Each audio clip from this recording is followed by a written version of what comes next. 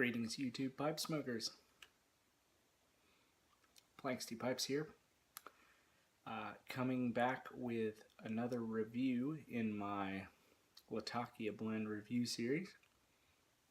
Tonight, we've got H&H Blackhouse.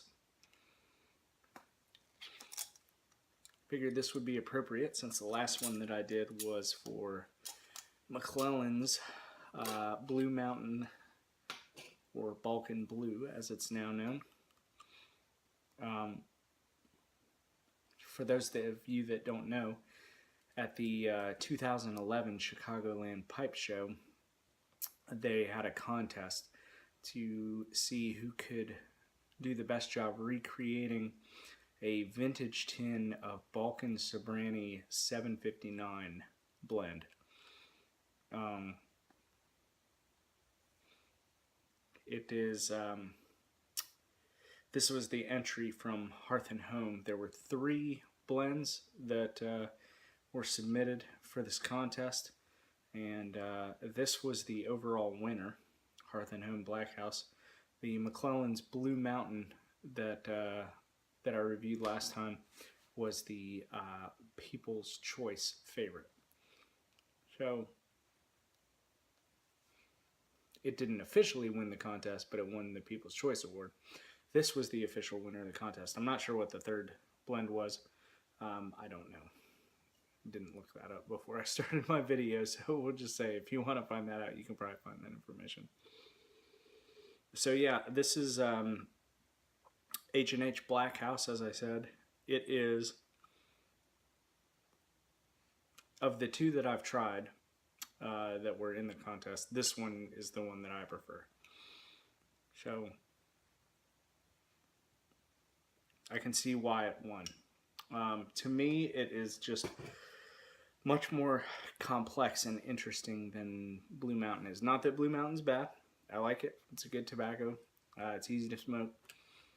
But this is a little more complex and layered and nuanced. The Orientals are more forward, in my opinion, and they have kind of a more spicy, incensey, even like allspice or something kind of note that they provide that is just, it takes it from kind of a easy to smoke, middle of the road blend to something that's a little more elevated and a little more magical, I guess.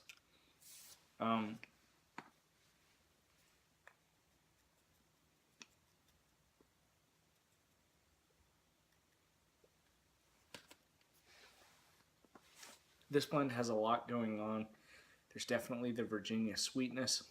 There is the sour, incensey notes from the Orientals. There's kind of an earthiness from Kentucky. There's a little bit of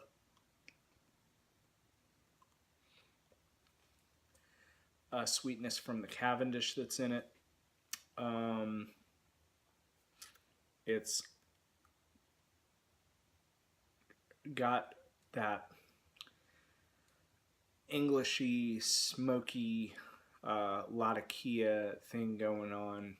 It's got a little bit of that creosote kind of note. It's a little spicy at first, and then the spice kind of backs off a little bit, and it's a little more balanced.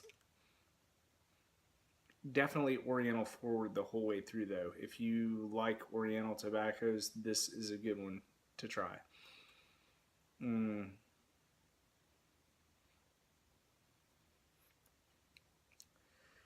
It's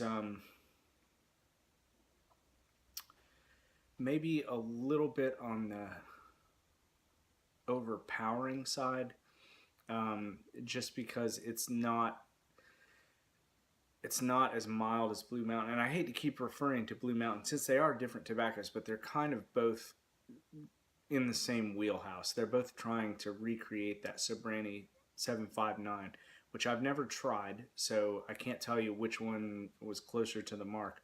All I can tell you is what I like about the tobaccos. Mm. The moisture in the tin is a little bit dry. Um, not not overly so, but H&H's blends tend to be a little bit on the drier side than some of the other tobaccos that you get. Um, yeah, the tin notes got a little bit of that sourness from the Virginia, a little bit of sweetness, almost like a fermented Virginia sweetness, kind of like a little bit of like a barbecue type note, like barbecue sauce.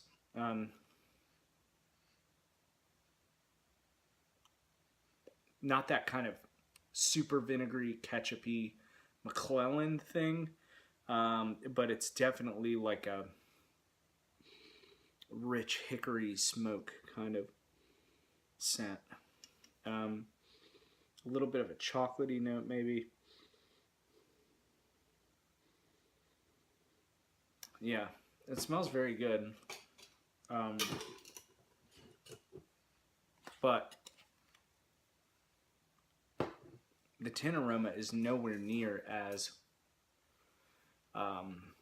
pungent as the smoke itself is. It if you just smelled the tin and then lit it up, I think you would be surprised by how smoky and rich and flavorful it is.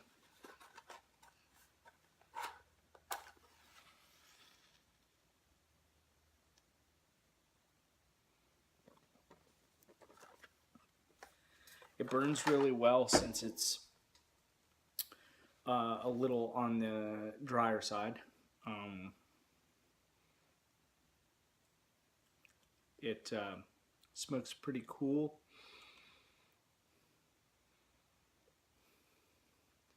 It's for me, it's not like an all-day smoke. I could almost smoke Blue Mountain all day because it's so much more mild, but this is so much more flavorful and complex that I tend to like to smoke it at the end of the day, maybe last bowl of the day type thing. One thing that I really like to do, since I think this is a little on the complex and overpowering side, and Blue Mountain's a little on the mild, I guess, side, is I'll mix them 50-50. Just do like a half and half blend of the two, and the Blue Mountain kind of takes this down a notch, and the Blackhouse kind of lifts the Blue Mountain up a notch. I think the Blue Mountain smells a little more fragrant in the tin, so that is nice with this.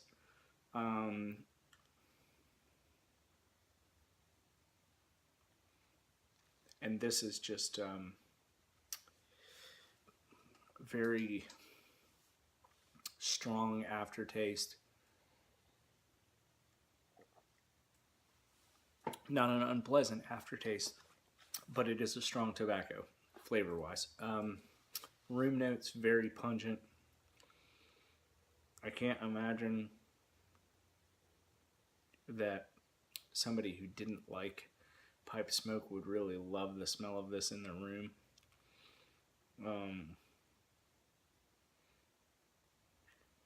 It's got, like I said, you can definitely taste the Kentucky in it, that earthy kind of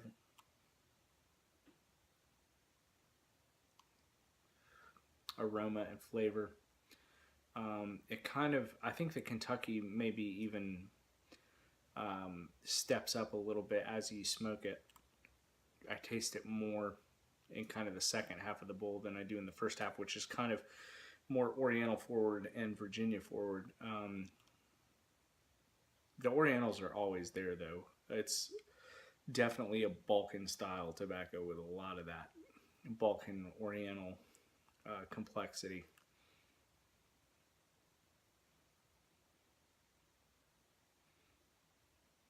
it's one that I like to smoke, but it's so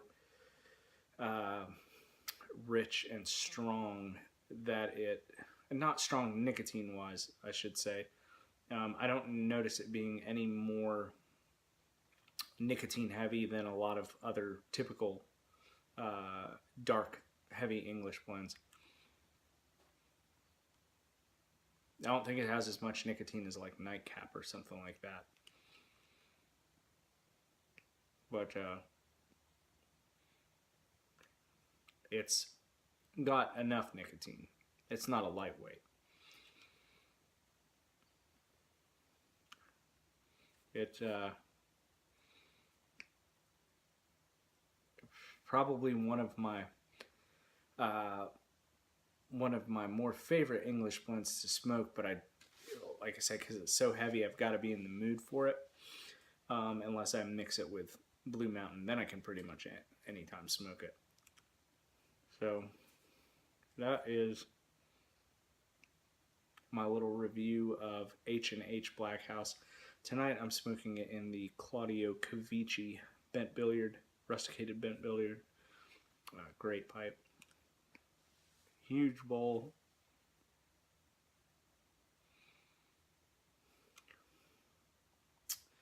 Yeah, it's a good one, but it's a strong one. This isn't the type of thing that I would pack up first thing in the morning and smoke. Definitely an end of the day blend for me.